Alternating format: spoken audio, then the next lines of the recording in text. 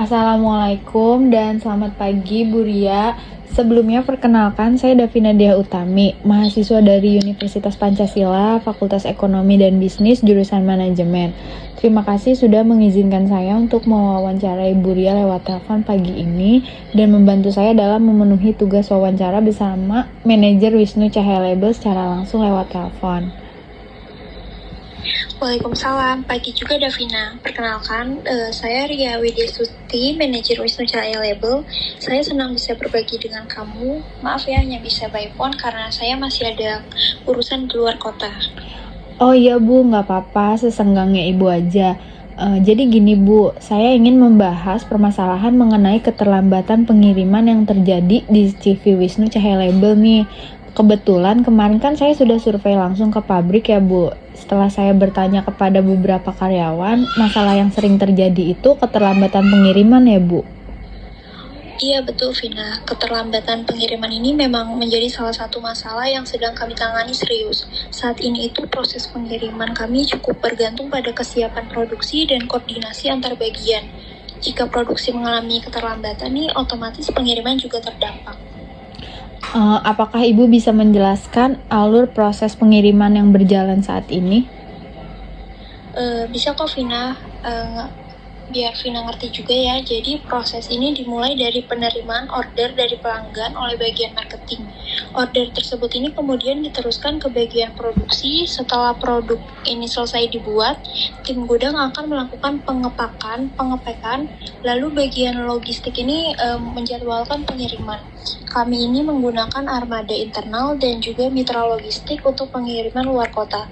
Masalahnya sering banget nih informasi dari produksi ke logistik tidak real time, sehingga penjadwalan pengiriman itu bisa tidak akurat. Tapi keterlambatan pengiriman tuh nggak selalu disebabkan oleh masalah produksi kan ya Bu? Soalnya setahu saya bisa juga karena bahan baku yang tidak tersedia atau belum datang gitu Bu. Atau mungkin keterbatasan armada. Koreksi kalau saya salah ya Bu. Betul kok Vina, memang tidak hanya bagian produksi saja ya, beberapa penyebab utamanya lain itu juga bisa. Misalnya itu karena kurangnya koordinasi antar bagian, khususnya itu antara produksi, gudang, logistik. Ini sering banget nih di bagian-bagian ini terjadi miskomunikasi gini. Yang kedua ini ketergantungan pada satu vendor ekspedisi yang kadang tidak bisa memenuhi service level engagement. Yang ketiga ini kurangnya sistem pelacakan pengiriman secara digital, sehingga jika ada kendala di lapangan, pelanggan ini nggak langsung tahu.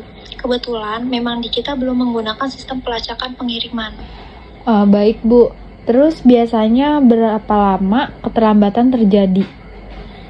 Kalau normalnya pengiriman dilakukan maksimal H1 setelah produksi itu selesai. Tapi kalau koordinasinya lagi overload, bisa terlambat hingga 2-3 hari. Bahkan lebih jika ada kendala di vendor logistiknya. Dampaknya apa sih Bu kalau misalnya pengiriman terlambat gitu buat perusahaan? Dampaknya pasti cukup signifikan ya Vina. Pelanggan ini bisa merasa tidak puas, bahkan ada yang sempat mengajukan komplain secara tertulis. Dan dalam beberapa kasus, keterlambatan membuat pelanggan ragu untuk repeat order. Ini tentu berpengaruh terhadap citra dan loyalitas pelanggan. Lumayan juga ya Bu dampaknya untuk perusahaan. Ya begitulah Vina, kalau kita buka suatu usaha memang pasti ada plus minusnya seperti ini. Oh iya Bu, saya kan sudah melihat nih Ibu dan tim sudah mengidentifikasi masalah dengan cukup detail. Lalu apakah ada langkah perbaikan atau rencana ke depan untuk mengatasi keterlambatan ini? Saat ini kami sedang menyusun beberapa langkah perbaikan yang sudah mulai diimplementasikan secara bertahap. Ini termasuk bagian dari proses transformasi operasional kami. Kami menyebutnya kondisi yang ingin kami capai. Boleh saya tahu seperti apa proses yang direncanakan untuk mencapai kondisi tersebut? Untuk saat ini kami mau mulai dari pengintegrasian sistem ERP yang memungkinkan setiap bagian saling terhubung.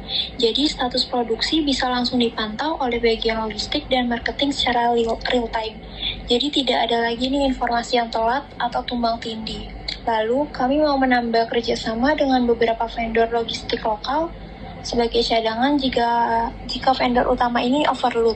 Selain itu, untuk khusus area Jabodetabek, kami menambah satu armada sendiri agar lebih fleksibel. Kami juga menerapkan sistem penjadwalan otomatis berbasis kapasitas harian. Jadi, sistem ini akan membaca beban kerja produksi dan mengatur pengiriman secara optimal agar tidak terjadi bottleneck.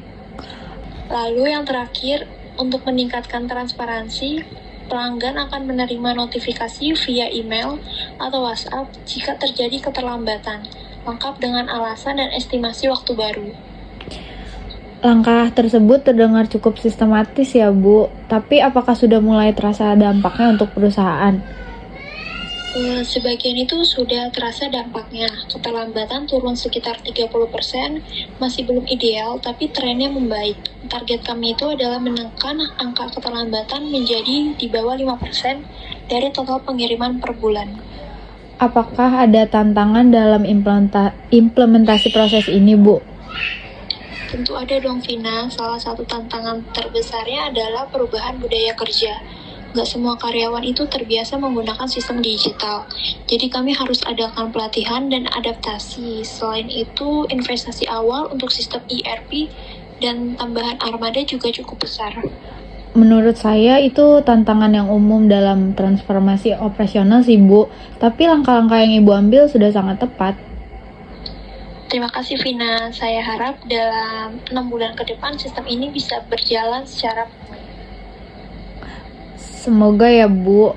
Baik Bu, sebelum saya akhiri, apa ada pesan atau saran yang ingin Ibu sampaikan kepada mahasiswa seperti saya yang sedang belajar tentang bisnis proses di dunia nyata? Kalau dari saya pribadi, kalau kalian nanti terjun ke dunia usaha, jangan hanya fokus ke teori. Kondisi lapangan itu seringkali tidak ideal. Kita harus cepat tanggap, fleksibel, dan yang paling penting terbuka terhadap perubahan dan teknologi. Kecil atau besar usaha kita, yang terpenting itu adalah manajemennya harus rapi. Baik Bu, saya akan ingat nasihat Ibu dan semoga kedepannya Wisnu Cahaya Label bisa terus berkembang dan jadi lebih efisien lagi ya Bu. Amin. Terima kasih juga Davina sudah tertarik meneliti dan belajar dari perusahaan Wisnu Cahaya Label. Saya senang kalau bisa ikut berkontribusi dalam proses belajar kalian. Baik Bu, kalau begitu saya akhiri wawancaranya ya. Terima kasih banyak atas waktu dan kesediaan Ibu berbicara dengan saya pagi ini meskipun sedang berada di luar kota. Maaf sekali lagi ya Bu mengganggu pagi-pagi gini. Sama-sama Davina, sukses ya untuk tugasnya dan juga studinya di Universitas Pancasila.